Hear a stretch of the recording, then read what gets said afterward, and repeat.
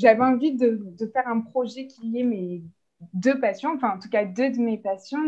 Bonjour, bonjour et bienvenue sur Picolart. Et oui, j'ai même fait un petit logo qui bouge. La première, l'art, donc j'ai fait des études d'art, donc j'avais envie de transmettre cette passion. Et la deuxième, le vin. Et en fait, alors pour le coup, j'étais juste amatrice, mais justement, je me suis dit, bah, si je fais un projet qui mêle art et vin, eh ben, ça va me pousser à me renseigner sur le vin et après à partager avec d'autres personnes sur ce que j'ai appris. Pendant le confinement, bah, je me suis retrouvée au chômage et je me suis dit, bah, c'est l'occasion d'apprendre quelque chose de nouveau, de profiter pour apprendre à déguster un vin, à comprendre le vin et tout. Alors j'ai choisi pour aller avec la Dame à la licorne ce petit vin blanc mousseux, l'a fait Margot. Déjà petite, j'aimais sentir le vin de mon père. À chaque fois, il me faisait sentir. Et en fait, j'ai toujours aimé sentir. C'est un truc bête, mais j'hésitais quand j'étais plus jeune à être née ou œnologue. Après, finalement, bah, ma passion pour les arts m'a rattrapée et du coup, j'ai fait des études d'histoire de l'art, mais ça a été quand même pendant assez longtemps un petit dilemme dans ma tête parce que j'hésitais à faire des études d'œnologie. Je trouve que justement, il y a vraiment ce lien avec l'art dans le sens où c'est quelque chose qui vraiment réveille les sens. Je sais pas comment dire, mais bah, par exemple, l'art, c'est vraiment le visuel, le toucher parfois. Et là, bah, ça nous fait travailler d'autres sens, donc c'est bien. Comme ça, je travaille tous mes sens.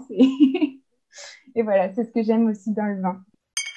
Et alors en bouche, on va avoir un vin très rond, très sensuel, très onctueux, qui évidemment nous rappelle la Danaï de Rembrandt.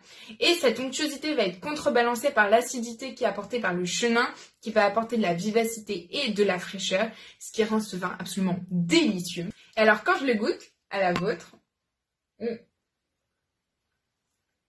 ah bah là c'est très clair, j'ai l'impression de boire la Danaï. Normalement, je suis quelqu'un d'assez timide devant la caméra. J'ai beaucoup de mal à parler en public.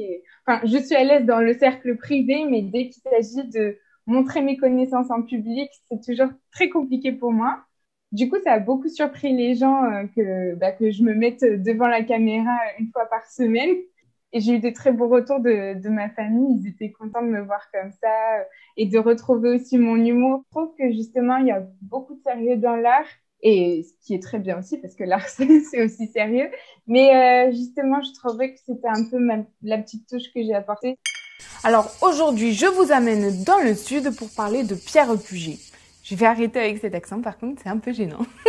J'aimerais beaucoup que Picolard, ça devienne un projet professionnel et j'essaye de réfléchir à vraiment comment ça pourrait devenir, enfin, comment gagner ma vie avec ça finalement. Dans mon idéal, en fait, j'aimerais organiser des ateliers dégustation où en fait on dégusterait en rapprochant les vins choisis avec une œuvre d'art. Enfin, j'aimerais faire évoluer Picolard dans ce sens-là.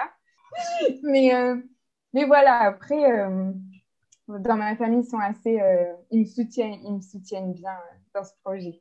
Et je vous dis à la prochaine!